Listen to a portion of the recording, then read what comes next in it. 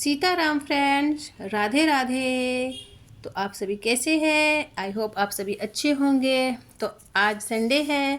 Sunday होता है एक फन डे और एक होता है छुट्टी का दिन।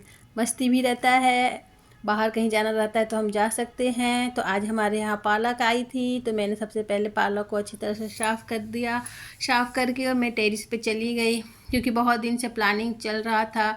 ये 2 प्लांट्स से थर्मोकॉल में थे, और ये मैंने जब गार्डनिंग शुरू में शुरू की थी तब मैंने ईंट पर रख कर इन दोनों को थर्मोकॉल को रख दिया था। मगर मुझे हर दिन अब टेंशन होती थी, क्योंकि लग रहा था जैसे छत ख़राब ना हो जाए। तो इसके लिए स्टैंड मैंने मंगवाया था और उस पर इसको रखना था। थोड़ा ये कंटेनर भारी हो जाते हैं, अकेले तो मेरे से होगा नहीं। तो फिर मैंने आज अपने हस्बैंड का हेल्प लिया और इस तरह से मैंने हम दोनों ने मिलकर उस कंटेनर को हटाया, वहाँ से मिट्टी वगैरह निकाल कर। इतने ज़्यादा उसमें मिट्टी और जड़ ऐसे हो गए थे कि थर्मोकॉल को छेद करके जड़ बाहर निकल गए थे और टेरेस में टच कर गए थे। तो उन सबको मैंने ठीक किया और हस्बैंड ने भी हेल्प किया थोड़ा। उसके बाद मैंने और उन्होंने मिलकर उस स्टैंड पर उन दोनों थर्मोकॉल को रख दिए। उसके बाद जो एक्स्ट्रा मिट्टी थी तो उसको धीरे धीरे करके जिस पॉट में मिट्टी की कमी रहता है तो उन सब में मैं डाल देती हूँ। वैसे सूखे प्लांट वगैरह रहते हैं उन सबको भी मैं डाल देती हूँ। तो देखिए अब ये जाके सुंदर लगने लगे हैं, एकदम गुलदस्ते की तरह लग रहे हैं। स्टैंड पर हो गए हैं तो काफ़ी अच्छा भी है। नीचे झाड़ू वगैरह लगाने में या साफ़ सफाई करने में बहुत आसान रहता है। अब जाके ये प्लांट्स मेरे इतने सुंदर दिख रहे हैं। तो उसके बाद जो भी एक्स्ट्रा मिट्टी था उन सबको मैंने डाल दिया। और प्लानिंग था मेरा कि आज कुछ एक्स्ट्रा भी किया जाए, तो कुछ काऊ डंग का मंगवाई थी मैं। उसका जिसे गोइठा होता है या उबला बोलते हैं बहुत जगह पर, तो मैंने उसी को मंगवाया था। मैं उसको पानी में जैसे 2-3 दिन डाल कर छोड़कर उसके पानी को मैं नहीं यूज करती हूँ, बल्कि मैं ऐसे ही देखिए इसको चूर्ण बना लेती हूँ ऐसे बारीक बारीक से। उसके बाद मैं ऐसे मुट्ठी मुट्ठी में थोड़ा थोड़ा करके हर गमले में मैं डाल देती हूँ। और ये मुझे ज़्यादा आसान लगता है। धीरे धीरे धीरे धीरे पौधे में इसका यूज होते रहता है। तो इस तरह से आज मैंने ये भी काम सोचा था कि सारे गमले में मैं ये काऊ डंग डाल दूँ सब, ताकि थोड़ा फर्टिलाइज़र मिल जाए हमारे प्लांट्स को और फ्लावरिंग वगैरह अच्छा हो। और रेनी सीजन भी चल ही रहा है, कभी बारिश हो रही है कभी नहीं हो रही है, मगर होगी ही। सावन चल रहा है, सावन के बाद भादो आएगा ही, तो थोड़ा ठीक कर लिया जाए। उसके बाद मैं चली आई पूजा करने के लिए। मैं छत पर ही तुलसी जी हैं और सब भगवान जो सूर्य भगवान है उन लोग को जल दी। और उसके बाद नीचे आकर मैंने जल्दी जल्दी पूजा किया। उसके बाद बच्चों को तो भूख लग गई थी, बच्चों क्या हमको भी भूख लगी गई थी। तो शॉर्टकट में मैंने सोचा चलो ब्रेड ही बना लिया जाए। तो ब्रेड में न्यूट्रेला के साथ सबको सर्व किया।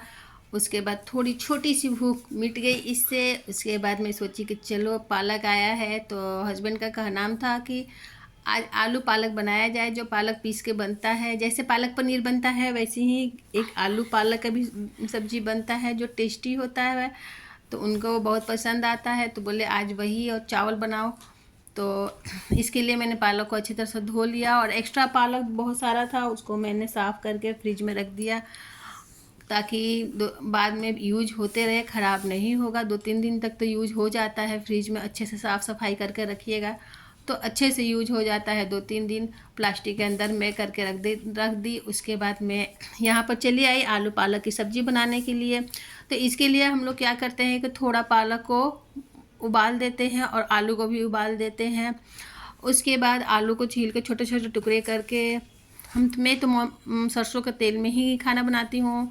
तो उस थोड़ा ज़्यादा डाल दी थी, क्योंकि आजकल फ्राई नहीं करना रहता है, माता रानी का पूजा चल रहा है। तो सरसों के तेल में मैंने थोड़ा ज़्यादा डालकर उसको अच्छे तरह से भूंज लिया।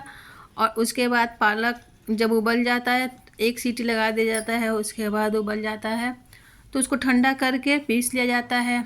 उसके बाद टमाटर थोड़ा ज़्यादा रहता है इसमें, तो 3-4 टमाटर रहता है। थोड़ा टेस्ट अच्छा आता है टमाटर से। गरम मसाले का यूज किया जाता है ताकि टेस्ट अच्छा आए। तो वो सब भी मैंने पीस लिया, पीस कर ही डालते हैं इस वेजिटेबल्स में।